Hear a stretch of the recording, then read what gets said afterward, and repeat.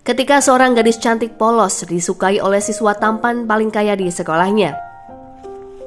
Gadis ini bernama Hye-in. Ia adalah siswi SMA yang berasal dari keluarga miskin yang berhasil pindah ke sekolah orang kaya dengan sebuah alasan. Di sana, Hye-in mengalami perundungan hingga terlibat dalam misteri kematian beberapa siswi yang membuat dirinya terancam dikeluarkan. Bagaimanakah perjuangan Hye-in bertahan di sekolah tersebut dengan dibantu seorang siswa anak pemilik sekolah? Langsung saja ke alur ceritanya. Hye-in bekerja paruh waktu di minimarket untuk mengumpulkan biaya kuliah karena ayahnya hanya seorang buruh dan ibunya sudah lama meninggal. Seringkali Hye-in berpikir meskipun ia sudah bekerja sangat keras, namun tetap saja tak ada yang berubah dalam dirinya. Ia membenci mereka yang terlahir kaya namun sombong, karena sebenarnya tak ada satupun manusia di dunia ini yang mau dilahirkan dengan kondisi miskin. Sementara itu di sebuah sekolah khusus orang kaya bernama Cheongdam, terlihat demo yang menolak pendidikan istimewa bagi keluarga bangsawan. SMA tersebut diduga mendukung kesenjangan sosial karena hanya menerima keluarga dari orang kaya saja. Pada akhirnya, pimpinan sekolah membuka siswa bagi kalangan miskin lewat jalur khusus, meskipun mereka harus berakhir dengan pembulian. Sayangnya guru tak bisa berbuat banyak karena koneksi dan harta orang tua murid yang sangat fantastis. Bahkan sekolah mengkategorikan siswa yang membayar paling mahal dengan menulisnya di tembok lobi sekolah. Alih-alih membahas mengenai nilai mata pelajaran, para siswa di sana justru membahas tas bermerek hadiah dari orang tua masing-masing. Salah satu siswi juga sengaja membooking restoran hanya untuk dirinya sendiri, membeli motor mewah edisi terbatas dengan kartu kredit ibunya, ataupun menghadiahkan sang kekasih dengan pakaian berharga jutaan dolar. Seorang siswi yang paling berpengaruh di sana adalah Jenna. Jenna terlihat ditanyai seorang guru karena menurutnya Jenna sering merundung siswa yang masuk dalam jalur penyetaraan alias siswa miskin. Sebuah laporan anonim menyebut jika Jenna merupakan biang keladi dari perundungan. Guru itu tak peduli sekalipun Jenna anak orang kaya karena pimpinan dan wali murid sudah menyetujui aturan tentang komite kekerasan sekolah sehingga Jenna tak boleh semena-mena. Jenna terlihat santai menanggapi hal itu. Ia berkata jika sebaiknya guru tersebut melakukan investigasi dengan benar karena beberapa saat kemudian muncul puluhan siswa yang mengaku jika merekalah yang melakukan perundungan dan berusaha membela Jenna. Hal itu pun membuat sang guru tercengang, sekuat itukah pengaruh Jenna terhadap sekolah. Shin berpindah di SMA Putri Sunwo 3 bulan yang lalu. Hye-in bersekolah di sana. Ia pulang dengan terburu-buru karena harus bekerja paruh waktu. Di dalam bus, ia menatap layar kaca HP yang memberitakan artikel mengenai SMA kaum bangsawan, di mana SMA Cheongdam menarik SPP tahunan 100 jutawan. Rupanya, ia dalam perjalanan menuju ke rumah elit untuk mengisi lowongan pekerjaan sebagai guru tutor matematika. Murid SMP yang akan diajari oleh Hye-in bernama Nayeon. Ibu Nayeon berkata jika sebenarnya ia bisa saja memasukkan Nayeon dengan uang dan koneksi. Namun sayang, nilai matematika Nayeon sangatlah minim. Ucapan wanita itu sangatlah sombong yang membuat Hye-in merasa segan. Saat itu Hye-in bahkan batal mengambil kue yang disajikan karena harganya sangat mahal dan disajikan khusus di hotel bintang 5. Hye-in ternyata menyamar sebagai mahasiswa di Universitas Hanguk sehingga ia akhirnya diterima. Setelah interview itu, Hye-in kembali bekerja di minimarket. Temannya yang sedang bekerja dibuat kesal karena Hye-in sedikit terlambat. Pria itu memberitahu Hye-in jika ada seorang temannya yang sudah lama menunggu. Gadis itu adalah sahabat Hye-in yang tercatat sebagai mahasiswi. Ia terlihat malas dan seringkali keluyuran. Saat itu Hye-in memberikan makanan pada sahabatnya sebagai bentuk terima kasih karena ia sudah meminjamkan kartu mahasiswa untuk Hye-in mendaftar pekerjaan. Keesokan harinya di sekolah, Hye-in dipanggil wali kelas tentang program camp bahasa yang akan Hye-in ikuti di Selandia Baru. Guru tersebut berkata jika Hye-in batal mengikuti acara tersebut karena ada seorang siswi yang kondisinya lebih malang ketimbang Hye-in. Sekolah memutuskan untuk membiayai siswa itu. Hye-in kecewa karena sebenarnya itu tak ada hubungannya dengan dirinya dan mengapa ia yang harus dikorbankan. Hye-in keluar dari ruangan tersebut dengan perasaan sebal karena ada dua temannya yang mengajak Hye-in membahas masalah camp bahasa itu. Bedanya, mereka membayar dengan harga yang mahal untuk mengikuti program camp bahasa. Saat Hye-in sudah berputus asa dengan keadaannya, ia justru dikejutkan dengan kelakuan Nayeon yang tidak punya semangat belajar. Nayeon sibuk berfoto dengan tas branded yang harganya sekitar $5.000. Hye-in membayangkan dengan tas tersebut ia bisa membayar biaya keberangkatannya ke Selandia Baru. Mengetahui hal itu, Nayeon justru mempermainkan Hye-in dan mengejeknya jika orang miskin sebenarnya berpura-pura tak menginginkan barang mahal, padahal mereka akan mengambilnya jika diberi secara gratis. Sepulang dari les, Hye-in bekerja part-time di minimarket. Ia merasa kesal dengan perkataan Nayeon dan curhat dengan sahabatnya. Sahabatnya pun setuju jika dunia memang terlalu kotor dan tidaklah adil bagi mereka. Keesokan harinya, ketika Hye-in datang lagi untuk memberikan les matematika, pembantu Nayeon berkata jika Nayeon akan datang terlambat, sehingga Hye-in menunggu Nayeon seorang diri di kamarnya. Mengingat apa yang dikatakan Nayeon kemarin, ia melihat kembali tas branded dengan harga yang sangat mahal, mengenakannya di depan cermin, memotret dan mengunggahkannya ke media sosial. Beberapa saat kemudian, Nayeon datang dan Hye-in buru-buru mengembalikan tas itu ke lemari. Namun hal yang tak disangkanya terjadi. Saat di sekolah, tiba-tiba teman-teman Hye-in meliriknya dengan tatapan sinis. Mereka menuduh Hye-in berasal dari keluarga kaya. Ia pun segera mengingat unggahannya di medsos. Saat teman-temannya semakin menyudutkannya untuk mengaku jika Hye-in adalah orang kaya yang berpura-pura miskin, ia pun akhirnya berbohong jika dirinya memang anak dari orang kaya. Teman-teman Hye-in meminta agar dirinya menggunakan barang-barang branded ke sekolah paling tidak sekali. Untuk menutupi kebohongannya, Hye-in pun mengarang cerita persis seperti kisah seseorang yang diceritakan oleh sahabatnya yang kuliah di Universitas Hanguk. Hye-in berdalih hanya akan menggunakannya ketika ia bisa membelinya dengan uang milik sendiri. Sebab semua barang branded adalah pemberian dari orang tua. Ia bahkan menafkahi dirinya dengan hasil bekerja paruh waktu di Toserba serta mengajar les anak SMP. Teman-temannya pun kagum dengan Hye-in, meskipun ia anak orang kaya, tapi Hye-in bertanggung jawab dan sangatlah pintar. Teman-temannya pun memberi saran pada Hye-in agar mendapatkan banyak follower di media sosial demi mendapatkan endorse. Hye-in pun dapat ide baru untuk menghasilkan keuntungan. Berpindah di SMA Cheongdam, seorang guru sedang memberikan penjelasan. Pandangannya seketika menatap pada Jena yang justru tertidur pulas tanpa berusaha mendengarkannya. Guru itu meminta pada murid untuk membangunkannya, tetapi tidak ada yang berani. Hingga akhirnya guru itu membangunkan Jena sembari memberikan nasihat padanya. "Oso irona." Jena hanya membaca materi menggunakan bahasa Inggris dengan pelafalan yang sangat baik. Ia pun mengskakmat guru dengan berkata bahwa pelafalan guru bahasa Inggrisnya sangatlah buruk dan menyuruh wanita itu untuk tahu diri karena ia hanyalah guru kontrak. Di lain sisi, Hye-in masih datang ke rumah Nayeon untuk memberikan les matematika. Ia selalu datang lebih awal, bahkan sebelum Nayeon pulang sekolah. Seperti biasa, ia akan mengenakan pakaian, tas, dan sepatu milik Nayeon lalu memamerkannya di Instagram. Bahkan kali ini, Hye-in lebih berani ke ruang penyimpanan barang-barang berharga. Ia mulai membuka display baju hingga perhiasan. Meskipun saat itu ART Nayeon sempat memergokinya, Hye-in masih meneruskan membuka pakaian dan mendapati seragam SMA Cheongdam di sana. Ia penasaran mengapa Nayeon belum diterima sekolah namun sudah memiliki seragamnya. Pembantu itu pun berkata jika Nayeon pasti diterima karena keluarganya sudah memberikan uang yang sangat besar pada sekolah tersebut. Pembantu itu menyuruh Hye-in untuk mengembalikan seragam ke tempat semula, namun Hye-in justru mencobanya di kamar Nayeon. Ia lalu memotret dan mengunggahnya ke Instagram. Saat itu pula, Nayeon baru pulang dari sekolah. Hye-in takut ketahuan. Ia buru-buru melepaskan seragam SMA Cheongdam. Belum sempat melepaskannya, suara Nayeon sudah terdengar di depan pintu. Akhirnya Hye-in bersembunyi di kolong ranjang Nayeon.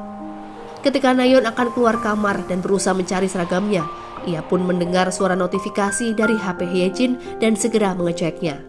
Saat itulah Nayeon tahu jika Hye-in bukanlah mahasiswa. Ia bahkan melihat Hye-in menggunakan barang-barang branded yang diunggah ke Instagramnya. Nayeon terlihat tidak marah, namun Hye-in tak pernah mengetahui jika apa yang akan dilakukan Nayeon lebih kejam dari yang pernah ia perkirakan. Hye-in melakukan aktivitasnya kembali sebagai seorang penjaga minimarket. Selain bekerja, ia juga menggarap PR Nayeon bersama sahabatnya. Karena ketahuan berbohong, maka Hye-in harus bekerja sebagai asisten Nayeon, seperti melayaninya berbelanja, membelikan minuman, merapikan pakaian, bahkan mengerjakan PR teman-teman Nayeon. Itulah timbal balik yang harus dilakukan oleh Hye-in untuk menebus kesalahannya. Saat di sekolah, Hye-in ditelepon oleh Nayeon. Ia diminta untuk mengambil naskah wawancara masuk ke SMA Cheongdam karena tertinggal di rumahnya. Dengan terpaksa, Hye-in pun pergi ke rumah Nayeon karena Nayeon mengancam ingin mengakhiri hidup dan melaporkan perbuatan Hye-in pada ibunya. Namun ketika tiba di SMA tersebut, Hye-in justru mendengar Nayeon sedang mengoloknya di depan teman-temannya.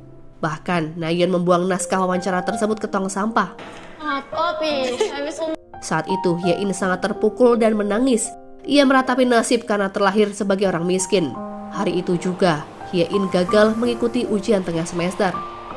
Hye-in merasa kesal dengan semua yang terjadi. Ia menuju ke toilet SMA Cheongdam. Tiba-tiba ada seorang siswi yang namanya mirip dengannya dan meminjamkan ikat rambut pada Hye-in. Tak sudah merasa tenang, Hye-in mengembalikan ikat rambut tersebut. Hye-in melihat sebuah tulisan di belakang seragam siswi itu, sehingga yakin jika siswi tersebut adalah korban perundungan. Dengan hati yang penuh amarah, ia pergi membawa seember air dan bertanya pada Jena, di manakah ruang wawancara mahasiswa baru.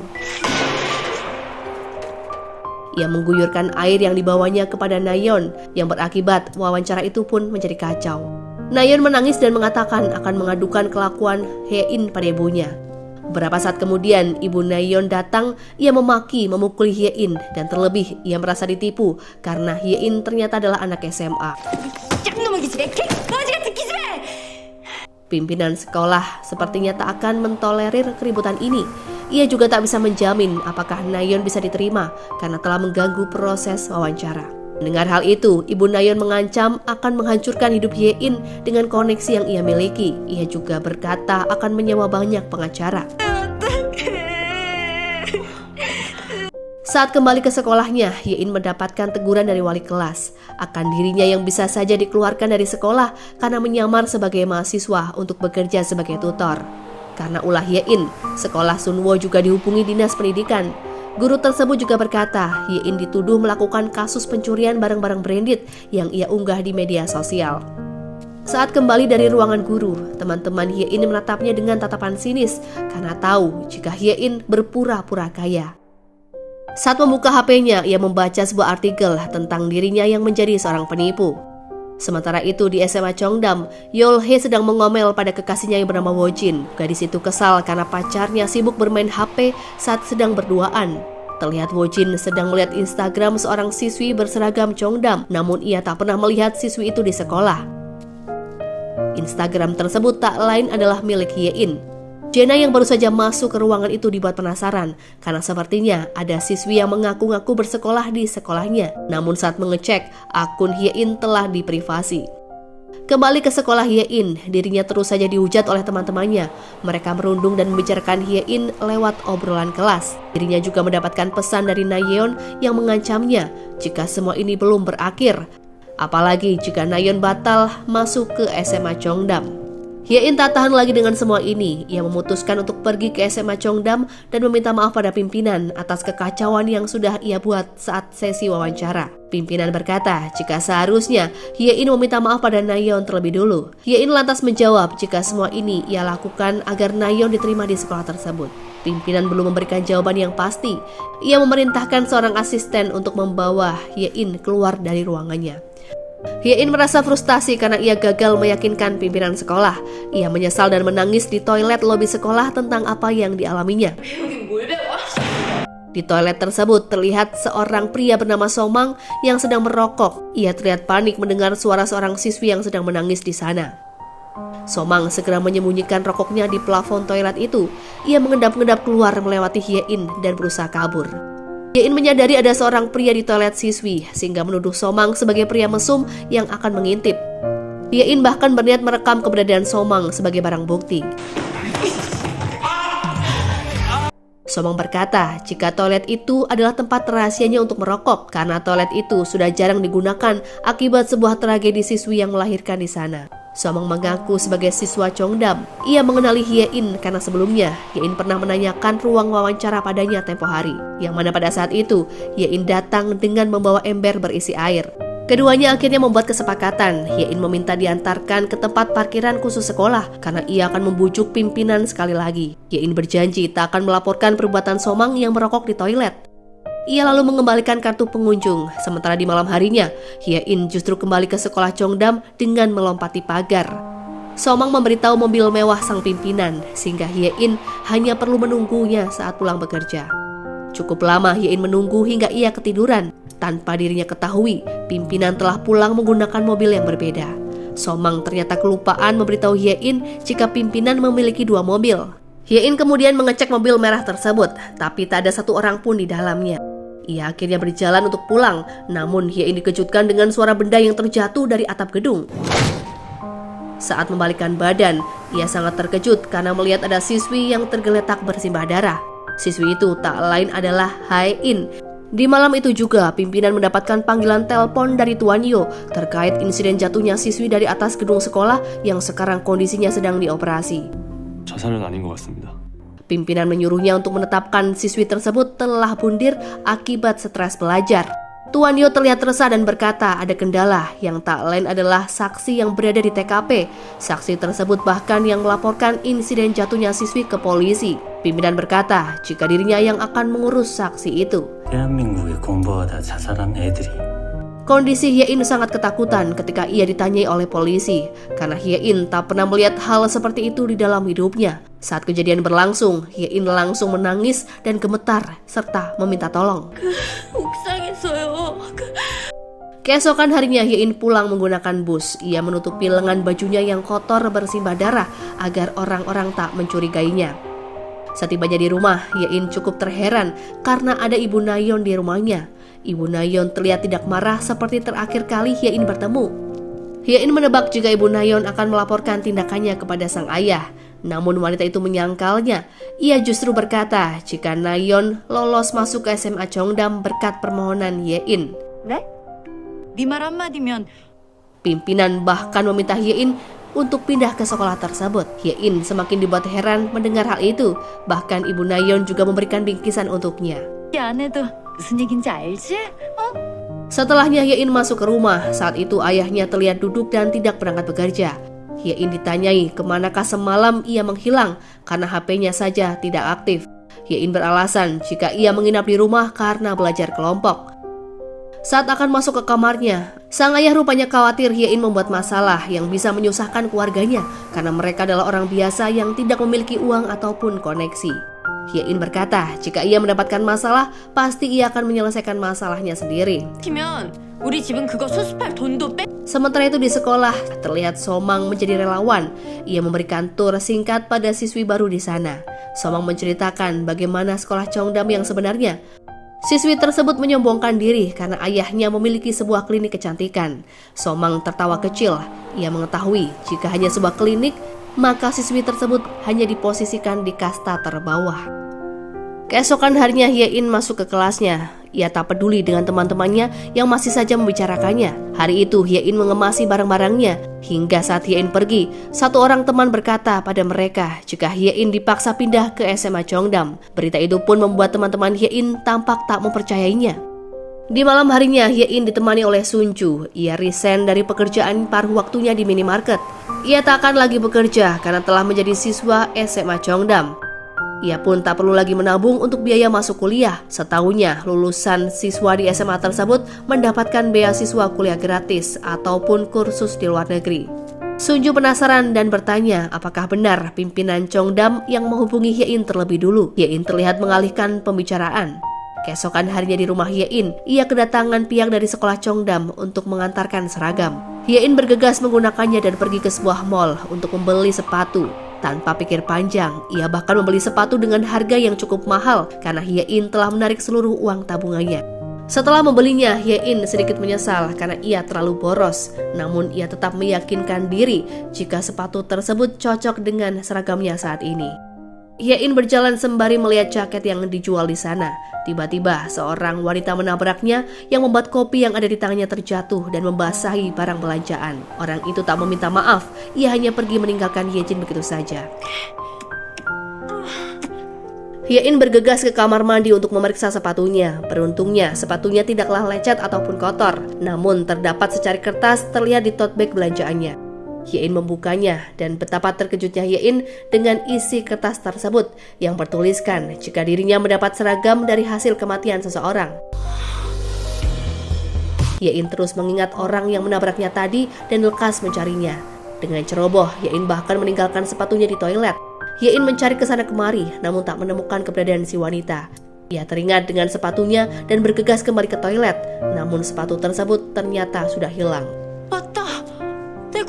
Saat mencarinya, seorang gadis keluar dari toilet menggunakan sepatu yang sama dengan miliknya yang baru saja dibeli. Segera Hye-in bertanya siapakah gadis tersebut. Gadis itu tak lain adalah Jae-na. Jae-na bersikap angkuh dan sombong kepada Hye-in karena Hye-in satu sekolah dengannya namun tak mengenal siapa dirinya. Jae-na juga membuang tisu tepat di wajah Hye-in lalu mengejaknya dengan sebutan miskin. Mendengar hal itu, seketika Hye-in kesal dan menghajar Jae-na. Jae-na sendiri adalah remaja cantik yang sangat populer karena ia adalah putri tunggal pemilik sebuah perusahaan besar. Semua orang menilai kehidupan Jae-na tak kekurangan satu apapun.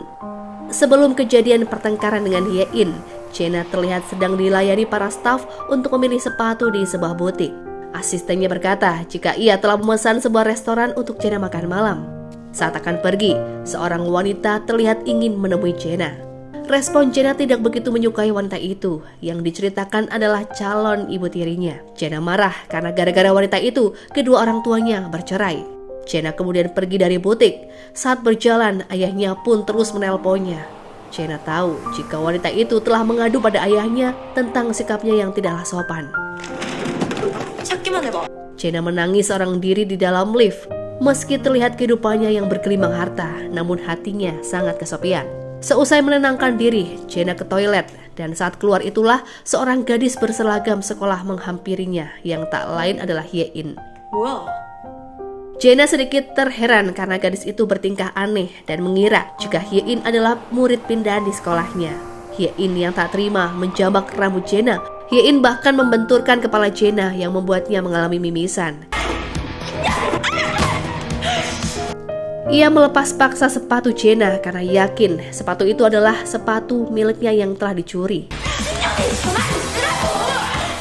Setelah mendapatkan sepatu tersebut, Hye-in mengunjungi tempat di mana ia membeli sepatu untuk meminta staf di sana mengemasi kembali barang miliknya. Toko itu pun tak bisa menerima permintaan Hye-in hingga Hye-in membawa pulang sepatu mahal dengan kantong kresek. Sementara itu di lain tempat, Do-eun mengendap-endap masuk ke ruangan ayahnya. Ia mencoba untuk membuka sebuah perangkas, namun sandi yang ia masukkan semuanya tidaklah cocok. Karena merasa sia-sia, Do-eun pun berniat pergi. Sebuah formulir identitas mahasiswa pindahan bernama Hye-in mencuri pandangannya. Sementara itu di luar ruangan, pimpinan telah pulang. Ia pun melihat Do-eun keluar dari ruangannya dan menanyakan apakah yang putranya lakukan di ruangan kerjanya. Do-eun hanya berkata jika ia baru saja mencari buku untuk dirinya baca. Keduanya membahas mengenai Somang yang sepertinya kembali membuat ulah. Pimpinan berkata pada putranya agar tak bergaul dengan orang yang sembarangan karena tak semua orang bisa dijadikan teman. Tanpa ayahnya ketahui, diam-diam Do-eun mengambil foto identitas siswa baru yang tadi ia lihat di ruangan tersebut. Keesokan harinya, Hye-in bersiap berangkat ke sekolah di tempatnya yang baru dengan perasaan bahagia. Hye-in mengelilingi dan mengagumi apa yang ada di sekolah Cheongdam. Ia menuju ke banyak ruangan dan melihat siswa yang sedang melakukan eskul.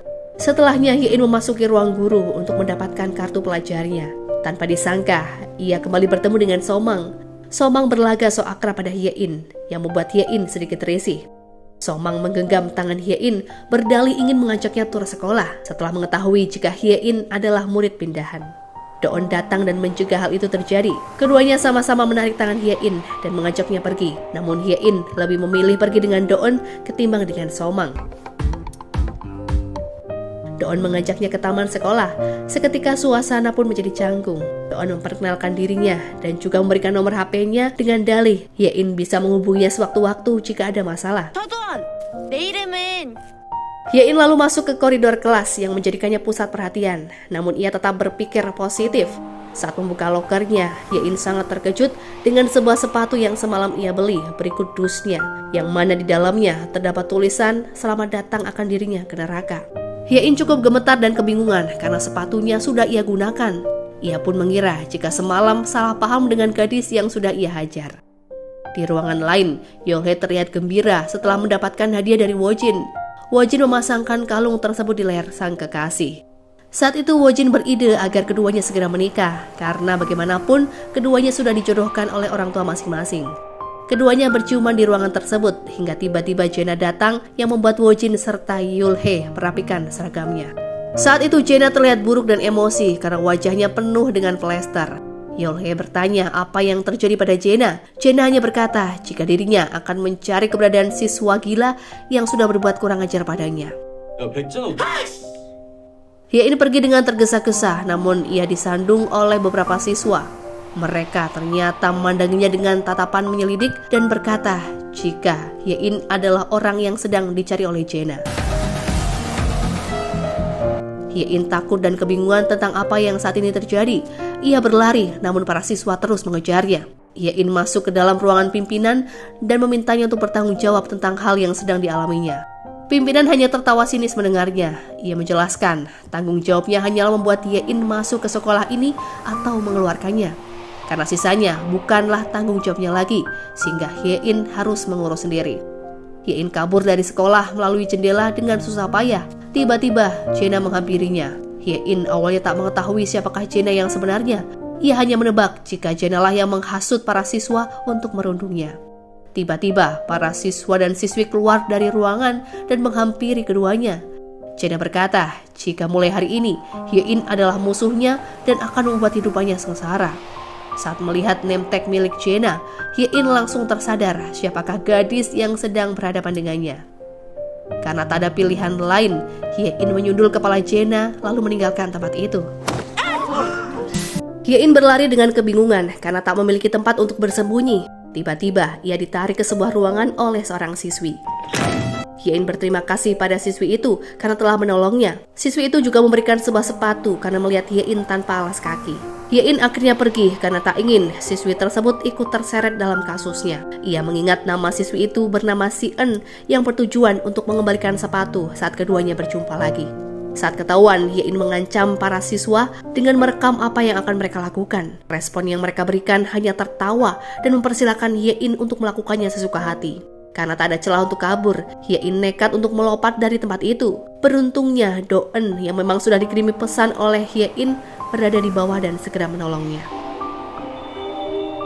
Para murid yang melihatnya pun dibuat terheran untuk apakah Do-eun menolong gadis miskin itu. Keduanya pergi ke atap gedung. Do-eun meminta maaf pada Hye-in atas apa yang murid itu perbuat. Saat itu Hye-in berkata jika semua ini bukanlah kesalahan Do-eun. Namun Do-eun merasa harus meminta maaf karena dirinya adalah putra pimpinan dan merasa harus bertanggung jawab akan hal tersebut. Do-eun yang terlihat tampan dan juga baik hati membuat Hye-in teringat pada cita-cita temannya sewaktu kecil, yang mana temannya sangat ingin menjadi Cinderella agar bisa menikahi sang pangeran.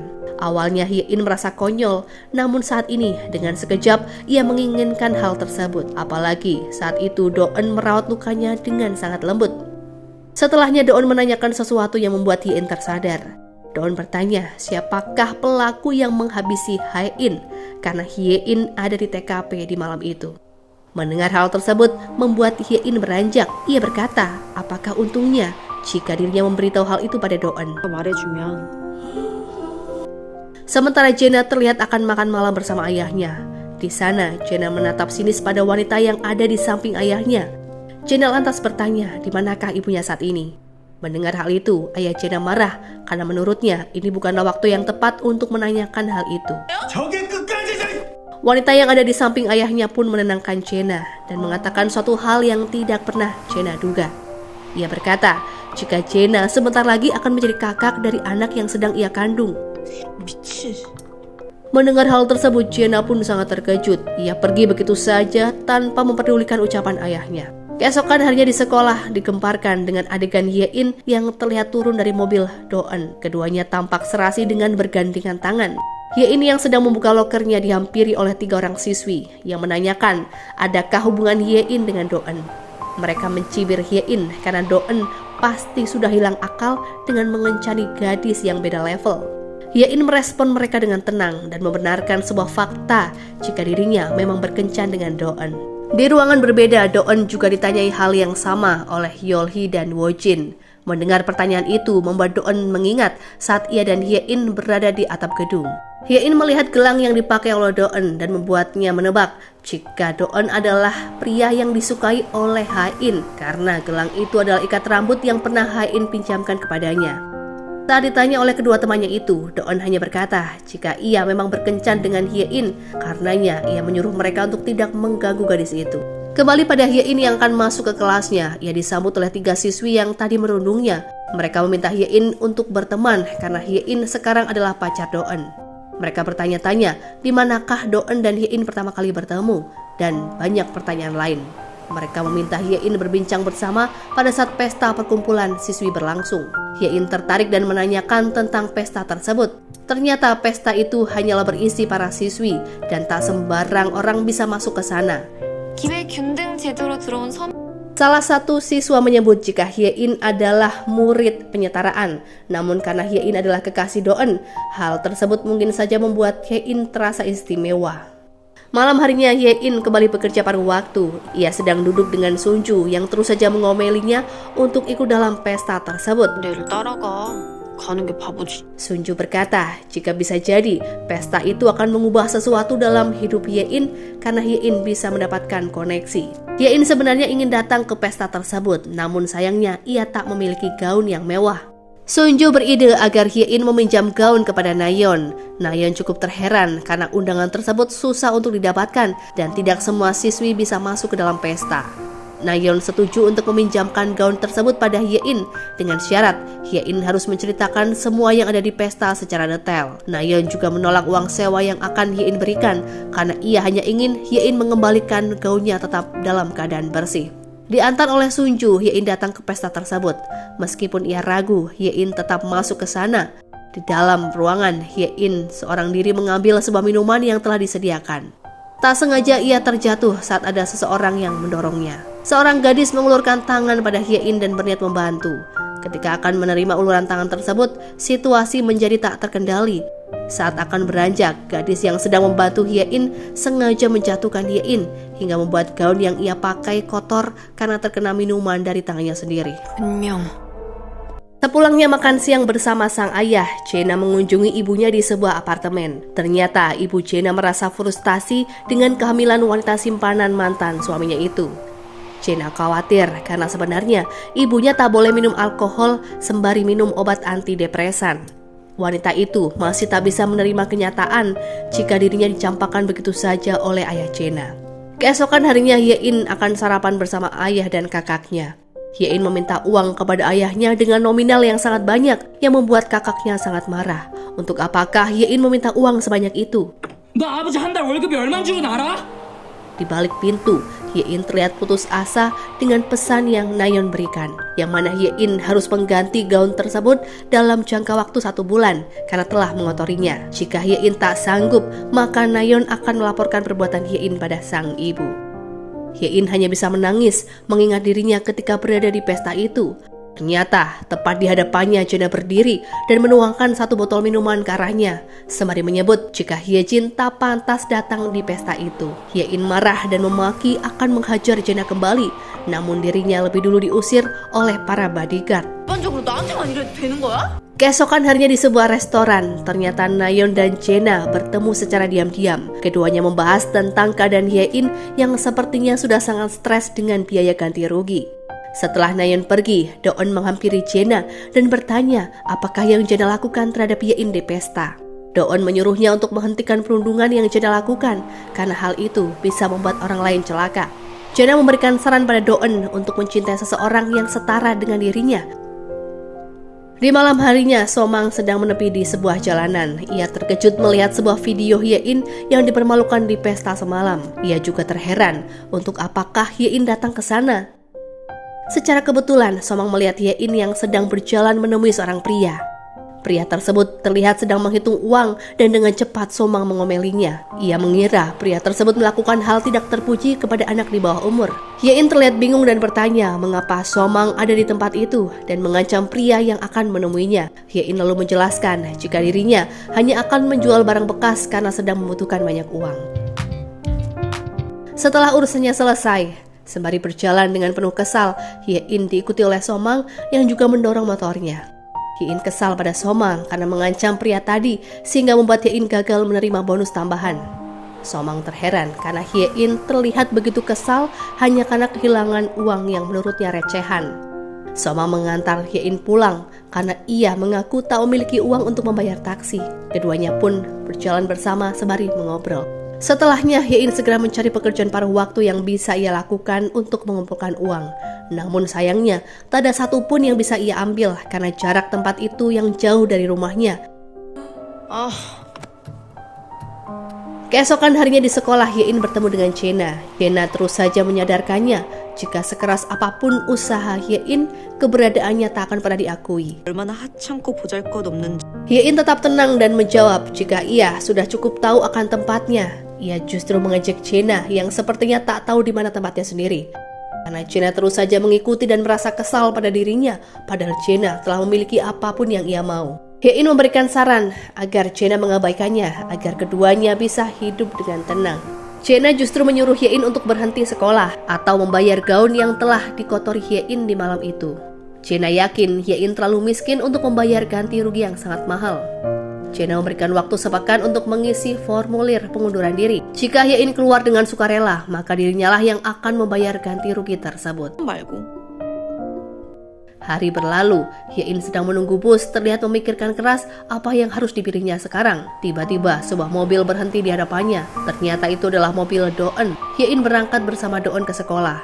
Di perjalanan, Do-eun bertanya alasan apakah Hye-in pergi ke pesta tersebut dan membiarkan dirinya dirundung. Do-eun kembali menanyakan pertanyaan yang serupa, yang mana siapakah pelaku yang mendorong tubuh Hye-in. Hye-in hanya diam saja, meskipun Do-eun terus mendesaknya. Hye-in akhirnya bersedia menjawab pertanyaan Do-eun, asalkan Do-eun memberinya pinjaman uang. Karena tak kunjung mendapatkan jawaban dari yang ia mau, Hye-in memutuskan untuk turun dari mobilnya. Keesokan harinya saat jam istirahat berlangsung, Si-eun mengajak Hye-in untuk mencicipi bekal yang ia bawa dari rumah. Hye-in cukup terenyuh karena gadis sebaik Si-eun telah bersedia berteman dengannya. Tiba-tiba Si-eun bertanya tentang uang ganti rugi untuk gaun yang kemarin dikotori oleh Hye-in. Si-eun kemudian menunjuk pada seorang siswa bernama Lee Duk-min yang ternyata ia adalah siswa kaya yang seringkali meminjamkan uang pada teman-temannya seperti pinjaman pribadi. Duk-min ternyata adalah salah satu siswa yang membayar paling mahal iuran tahunan di atas 5 miliar won. Duk-min juga berada satu klub berlian dengan Chena. Tanpa Hye-in ketahui, Si-eun juga terdaftar di bagian siswa yang membayar iuran di atas 1 miliar won per tahun. Hye-in memutuskan untuk bertemu Duk-min karena ia tak memiliki pilihan lain. Saat uang telah ditransfer, Hye-in terkejut karena Duk-min menagih denda setiap minggu jika Hye-in terlambat membayarnya. Duk-min memberikan sebuah tawaran agar Hye-in menghasilkan uang sendiri dengan membantu pekerjaannya. Hye-in setuju karena permintaannya tidaklah begitu sulit. Ia hanya melakukan pemotretan dengan baju mini serta berkarakter yang harus dipakainya dan bergaya sesuai arahan Duk-min. 이겨주냐고. Hingga di akhir sesi foto, penawaran pun diberikan oleh Duk-min sebesar 5 juta won, asalkan Hye-in mau berganti baju di hadapannya. Di lain tempat, Yul-hye sedang makan malam dengan Woo-jin. Saat sedang membicarakan hadiah anniversary, Woo-jin tiba-tiba membicarakan tentang ajakannya untuk bercinta sebelum menikah yang sangat Yul-hye hindari. Sekeras apapun Woo-jin memohon, Yul-hye tetap tidak bersedia mengikuti permintaannya. Tiba-tiba ponselnya berdering dan dengan segera Woo-jin pergi untuk mengangkat telepon itu. Terlihat Woo-jin sangat kesal dengan seseorang yang menelponnya karena seseorang itu berkata akan mengancam tentang suatu hal yang akan membuat Yul-hye marah. Hye-in terbangun dari tidurnya karena ia bermimpi insiden saat Hye-in terjatuh. Sebelum ada orang yang menolongnya, Hye-in ternyata memberikan sebuah kalung kepada Hye-in, namun ia tak tahu itu milik siapa. Namun saat diinterogasi oleh pihak polisi, Hye-in tak memberi keterangan apapun mengenai kalung yang dimaksud. Keesokan harinya, kekasih pimpinan baik yang juga ayah dari Jenna, mengunjungi sekolah tempat dulu ia mengajar. Diketahui wanita itu ternyata adalah mantan guru bahasa Inggris. Ia bertemu dengan seorang teman dan masuk ke dalam gedung sekolah bersama-sama dengan perasaan senang, sembari bercerita tentang kekasih rahasianya yang akan segera menikahinya. Wanita itu pun melihat Jenna dan dengan segera menghampirinya dan berbasa-basi menanyakan keadaan Jenna. Jenna rupanya sudah muak dengan wanita itu. Ia bahkan menyebutnya sebagai wanita simpanan. Kehamilan yang ia alami pun tak akan merubah statusnya. Wanita itu terdiam dan tidak membalas perkataan Jenna. Ia memberitahukan jika bayi yang dikandungnya adalah bayi laki-laki yang mempunyai peluang sangat besar sebagai pewaris perusahaan. Jenna hendak membalasnya, namun wanita itu tiba-tiba berubah menjadi tegas dan berkata jika mulai hari ini Jenna harus memanggilnya ibu dan tak akan lagi mentolerir tingkah Jenna yang menyebalkan. 당신 진짜 당신 아니라. Jenna merasa syok mendengar rumor dan ejekan dari teman-temannya yang menyebut jika keluarga Jenna kini telah hancur. Wanita itu akan menghampiri Jenna. Tiba-tiba Hye-in datang dan berusaha melerai perkelahian antara Jenna dan ibu tirinya. Hye-in juga menepis tangan wanita itu dan berniat mengantarkan Jenna ke kelasnya. Jenna hanya bisa berdiam diri dan menyuruh Hye-in untuk membawanya pergi ke tempat di mana wanita itu tak terlihat. Hye-in benar-benar membantu Jenna. Ia berusaha menenangkannya dan memberinya air minum. Namun saat mengatakan sebuah kalimat yang menunjukkan perasaan iba, Jenna tersulut amarah dan membuang air yang diberikan oleh Hye-in. Hye-in kemudian mengeluarkan sesuatu dari tasnya yang ternyata adalah sebuah uang. Uang tersebut sebagian dihamburkannya di depan wajah Jenna. Hye-jin tahu jika Jenna telah bersengkongkol dengan Na-yeon sehingga ia memberikan uang tersebut untuk kompensasi gaun yang kotor. Hye-in memperjelas jika mulai hari ini ia meminta Jenna untuk tidak mengganggunya lagi karena ia hanya ingin bersekolah dan lulus dengan nilai yang baik. Hye-in akan bertahan semampunya yang membuat hidupnya yang kacau lebih berarti. Keesokan harinya Hye-in terlihat bahagia karena tak ada yang mengusiknya lagi. Rupanya Jenna sudah melarang para murid untuk mengganggu Hye-in. Di kelas, Hye-in sedang belajar dan Do-eun menghampirinya. Ia menanyakan perihal masalah Hye-in dan Jenna. Hye-in menyuruh Do-eun untuk berhenti membahas karena dirinya mulai saat ini akan menjadi murid yang tidak terlihat. Ia juga meminta maaf atas semua perlakuannya terhadap Do-eun. Do-eun meminta Hye-in untuk berbicara empat mata dengannya yang membuat keduanya menjadi pusat perhatian. Hye-in tak ada pilihan selain mengikuti perkataan Do-eun. Sebenarnya Hye-in sudah lelah berurusan dengan Jenna maupun Do-eun.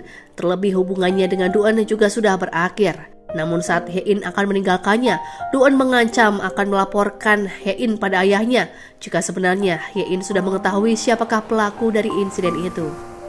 Mendengar hal itu, Hye-in berkata jika ia sebenarnya tak mengetahui siapakah pelakunya.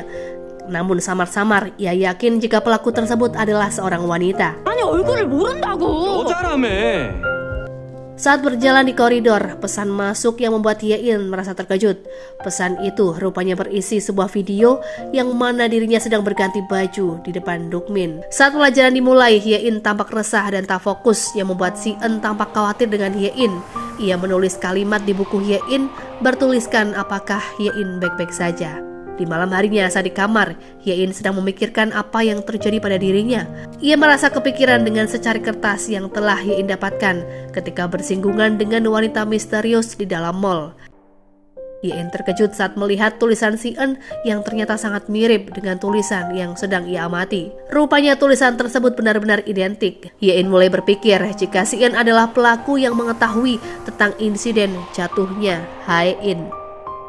Keesokan harinya, Ha-in melihat papan nama anak kelas atas dan benar saja nama Si-eun tercantum di sana. 1 tahun yang lalu, pihak sekolah mencopot papan nama milik Si-eun yang terdaftar di kelas tingkat paling unggul. Murid-murid pun melihatnya dan mengejeknya karena saat itu keluarga Si-eun telah bangkrut. Si-eun menarik rambut salah satu siswa dan membantingnya ke lantai dan menamparnya berkali-kali sembari berkata jika keluarganya telah bangkrut, keluarga siswi itu tetap tak akan bisa menandinginya. Si-eun melihat Jenna menghampirinya, lantas tersenyum. Melihat Jenna menghampirinya membuat Si-eun merasa tenang. Alih-alih membela, Jenna justru menampar Si-eun di depan semua murid. Jenna menyebut jika dulu Si-eun pernah berkata untuk mencari teman yang selevel dengannya. Saat ini, Si-eun sudah jatuh sehingga Jenna tak ingin berteman dengannya lagi. Si-eun tak menyangka Jenna begitu tega dan menyebalkan. Padahal Jenna seharusnya membalas budi tentang apa yang sudah Si Eun berikan selama ini. Jenna terlihat tak takut. Ia justru membisikkan sesuatu pada Si Eun, jika sebenarnya ia sudah lama menantikan hal ini terjadi. Kembali ke masa kini, di koridor sekolah, Jenna bertemu dengan Si Eun. Si Eun berakting seolah-olah dirinya telah tunduk kepada Jenna dan berpura-pura tak mengerti tentang apa yang Jenna tanyakan mengenai Hye-in. Hye-in lantas menyuruh Si Eun untuk berhenti menggunakan rencana busuknya. Di lain tempat, Hye-in dengan gusar mencari kamera yang merekamnya saat kejadian berganti baju dengan Duk-im. Si Eun masuk ke tempat tersebut dan berakting seolah ia tak tahu apa-apa. Hye-in menebak jika Si Eun adalah orang yang menabraknya di mall tempo lalu. Setelah merasa tersudut, Si Eun akhirnya mengaku jika semua ini adalah ulahnya. Hye-in terkejut mendengar hal itu. Si Eun tampaknya seperti psikopat yang tak merasa bersalah atas perbuatannya. Terlebih, Hye-in yakin jika Si Eun lah yang melakukan perekaman secara diam-diam dan memberinya pesan ancaman. Si Eun menyangkalnya, karena lebih tepatnya, Duk-min lah yang merekamnya. Si Eun menyebut jika Hye-in sama saja jahatnya karena telah membuat kesepakatan dengan pimpinan untuk pindah sekolah. Hye-in pada akhirnya jujur jika dirinya masuk ke sekolah karena dirinya adalah saksi TKP, namun bukan pelakunya. Awalnya Hye-in berkata panjang lebar hingga Si Eun mengeluarkan ancaman dan meminta bantuan untuk menjebak Jenna sebagai pelakunya. 쟤나야. Di ruang ketua kelas, Jenna memberikan undangan pada Do-eun karena Yeol-hae dan Woo-jin akan melakukan anniversary. Do-eun yang mengetahui hal itu sengaja ingin mengajak Hye-in ke pesta tersebut. Mendengar niatan Do-eun membuat Jenna marah karena Do-eun selalu dekat dengan gadis kalangan miskin termasuk Hye-in yang saat ini sedang terbaring koma. Do-eun justru terheran apakah yang membuat Jenna sangat membenci gadis itu. Pertanyaan itu pun membuat Jenna teringat malam di mana sebelum Hye-in terjatuh. Hye-in yang sudah muak dengan Jenna karena ia adalah seorang perundung berniat membongkar skandal ayahnya yang berselingkuh dengan mantan guru bahasa Inggris hingga menyebabkan hamil. Jenna tak menyangka jika Hye-in mengetahui rahasia besar keluarganya. Namun, apakah Jenna yang menyebabkan Hye-in terjatuh masih menjadi misteri. Terlihat Jenna mengunjungi ibunya yang kini dirawat di rumah sakit. Keduanya mengobrol dengan ceria membicarakan masa lalu yang indah untuk sekedar menghibur ibu Jenna. Jenna melihat beberapa goresan di tangan ibunya dan merasa prihatin karena ibunya ternyata berniat mengakhiri hidup. Saat berjalan pulang, Hye-in melihat notifikasi pesan dari HP-nya yang ternyata dari Si Eun. Si Eun terus saja meminta bantuan dan mengancamnya akan menyebarkan video tersebut.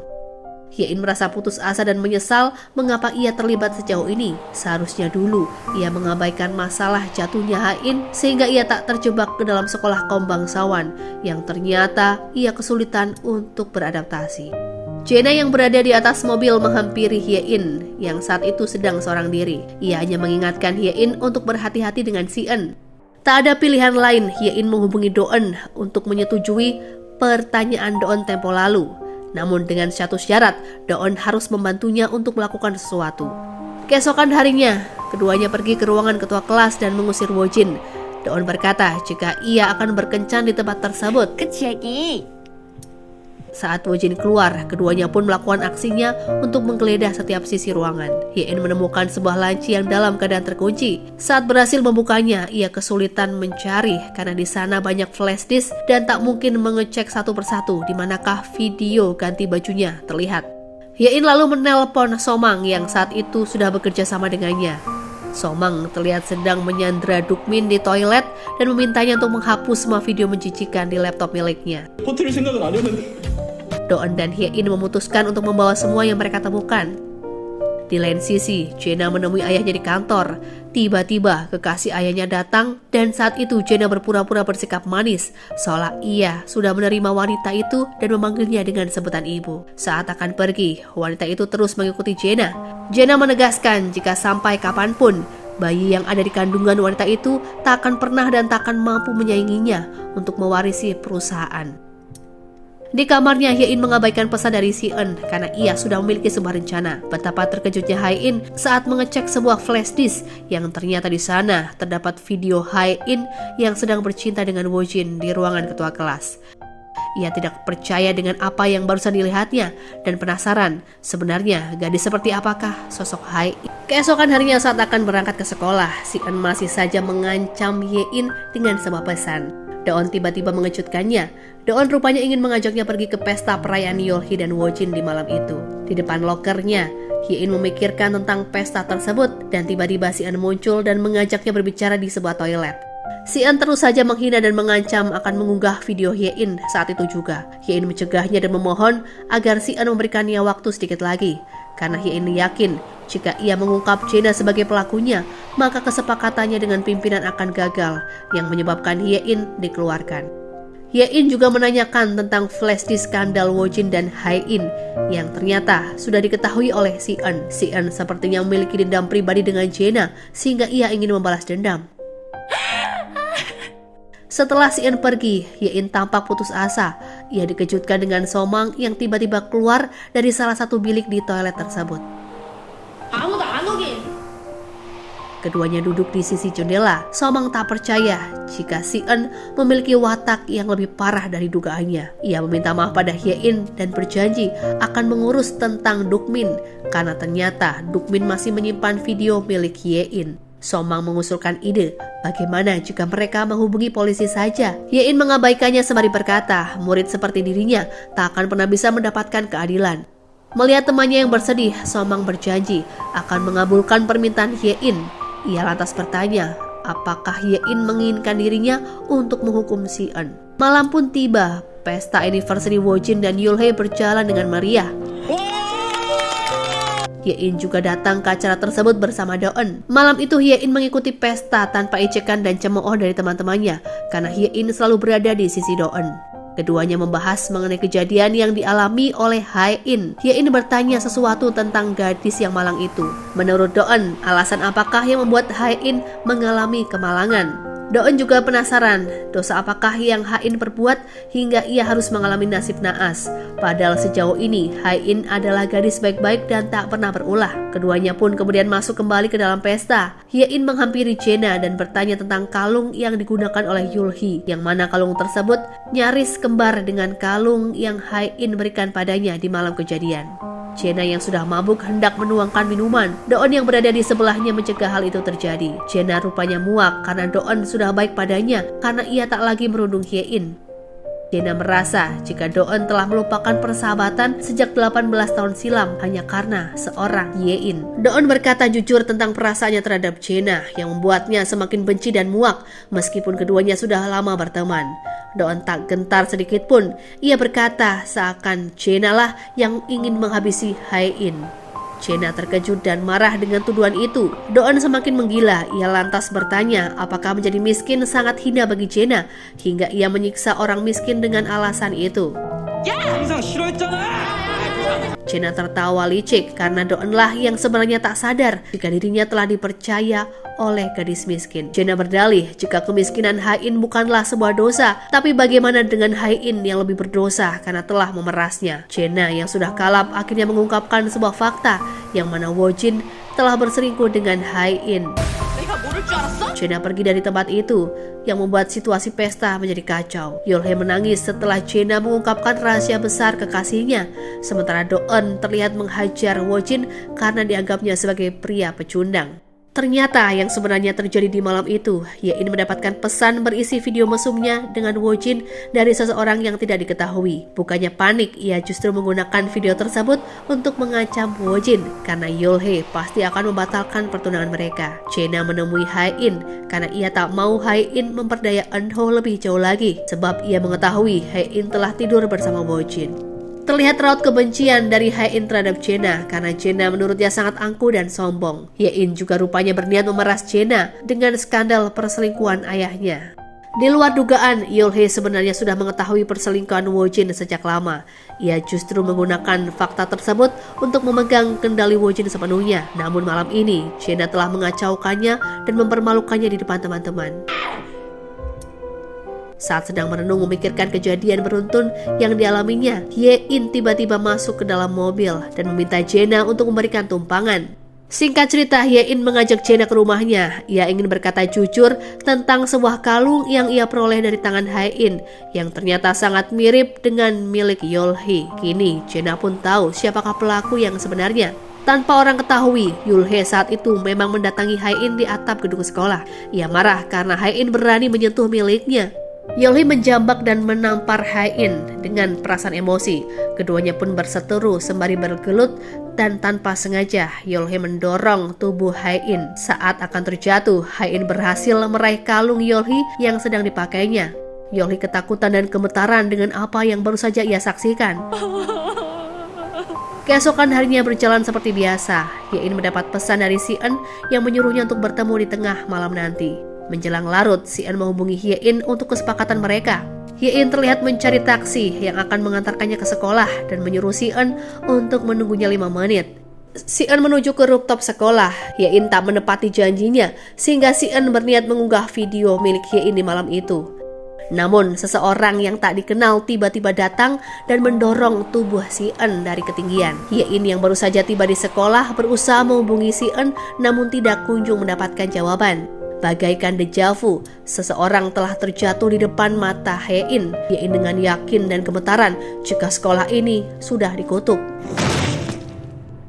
Kini Ye-in harus menjadi saksi atas kejadian yang menimpa Si-eun di malam itu, yang mana belum ia ketahui siapakah pelakunya. 네가 먼저 날 보자고도 하고. 일단 너 지금 학교랬지?